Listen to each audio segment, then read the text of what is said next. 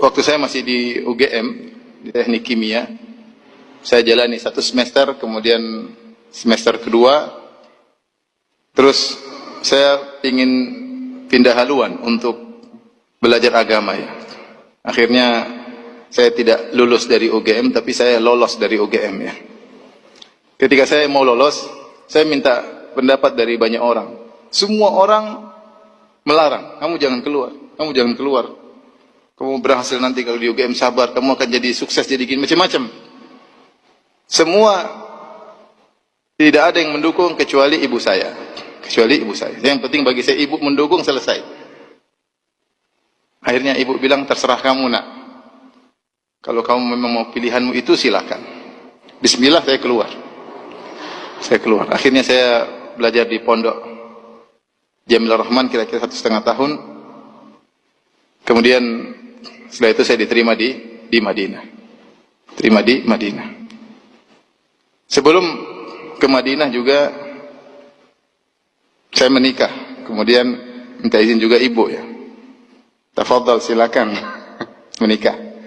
Kemudian saya berangkat ke Madinah.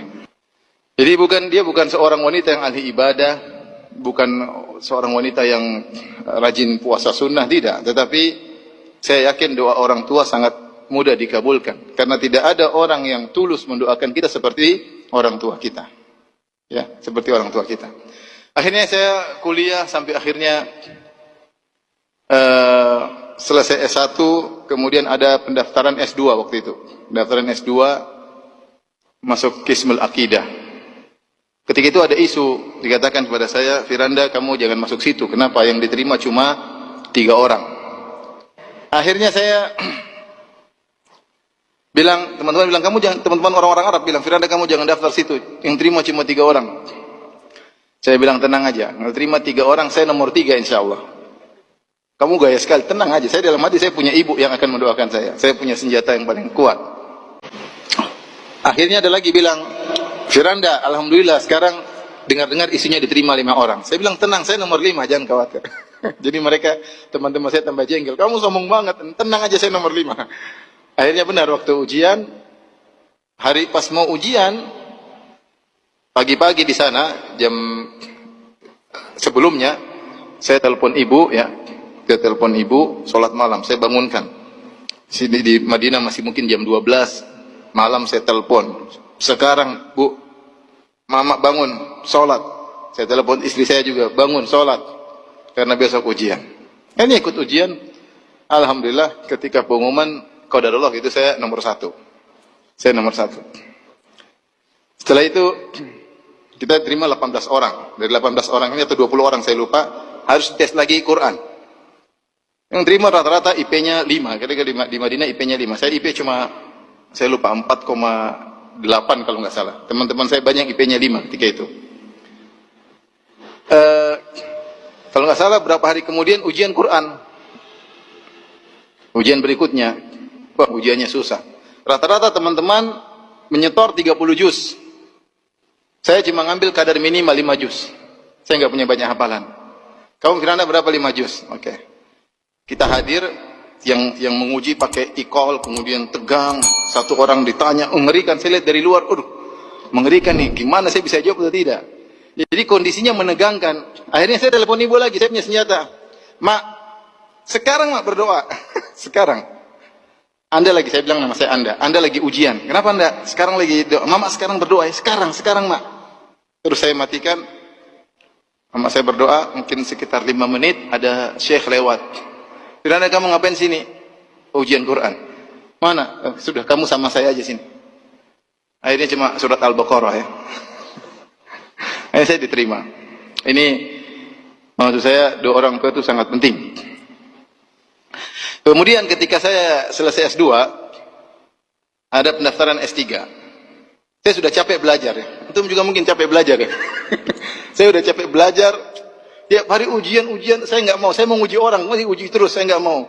Akhirnya saya bilang sama istri saya, yang saya cintai, saya bilang, sayang, kayaknya Abi udah nggak mau kuliah lagi, nggak mau lanjut. Capek belajar terus. Jadi saya menangis. Masih pingin tinggal di Madinah. udah capek, udah pulang aja kita di Indonesia udah. Kita dakwah udah capek, belajar disuruh belajar ini udah capek. Istri saya akhirnya nurut ya, sudah, dia pulang. Tapi ada mama, saya harus bilang dulu, Mak, saya bilang nama saya Anda ya, Mak, Anda mau pulang.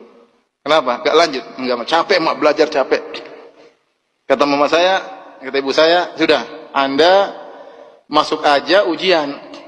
Pokoknya masuk aja ujian. Terima nggak terima, masuk ujian. Kalau nggak terima pulang. Sudah, akhirnya saya masuk ujian dengan kurang persiapan. Karena memang saya niatnya mau pulang. Karena melaksanakan nasihat orang tua, akhirnya saya masuk ujian. Waktu itu ujian sekitar ada 80 orang atau 100 orang, saya lupa. Dari berbagai kota di Arab Saudi. Mereka datang ke Universitas Madinah untuk masuk ke S3. Karena diterima 10 orang. Diterima 10 orang. Saya masuk itu ujian 3 jam. Kalau saya lupa, coba tanya Ustaz Abdul Roy. Saya lupa. Waktu saya ujian bareng Ustaz Abdul Roy. Masuk S2 ke S3. Hafizahullah ta'ala. Kemudian ujian mungkin baru sejam, saya sudah keluar. Teman-teman sampai tank masih minta tambah waktu. 3 jam mereka masih kurang waktu. 1 jam saya sudah keluar. Saya keluar. 2 hari kemudian, 3 hari saya agak lupa. Ditelepon. Firanda Ta'al. Kenapa Syekh? Kamu diterima. Lah, kok bisa? Saya datang. Saya tahu saya nggak bisa jawab. Yang penting saya jalankan perintah orang tua. Kemudian saya dipanggil ujian. Saya tidak persiapan. S3 minimal 10 juz. Kalau mau masuk minimal 10 juz. Waduh. Itu besoknya. Jadi hari itu saya dengar. Besoknya harus datang. Hari itu saya murojaah. Murojaah. Cuma dapat 9 juz. Nah, karena lupa. Saya memang tidak ada persiapan untuk ini. Jadi saya cuma bisa 9 juz. Saya sampai tiba di tempat ujian. Saya bilang, saya sudah murojaah dari kemarin cuma 9 juz. Kamu hafal Maryam Kahfi enggak? Hafal, itu 1 juz katanya. Pas 10 juz. Jadi banyak hal-hal yang sulit yang saya hadapi. Tapi saya punya senjata doa orang tua. Ketika orang tua saya sudah 2 hari tidak ada, baru saya merasa agak berat. Ada permasalahan-permasalahan yang saya hadapi seperti berat. Karena senjata andalan saya sudah tidak ada. Rahimahumullah. Oleh karenanya, ikhwan, mumpung masih punya orang tua, ya, berbakti kepada mereka sebakti-baktinya ya.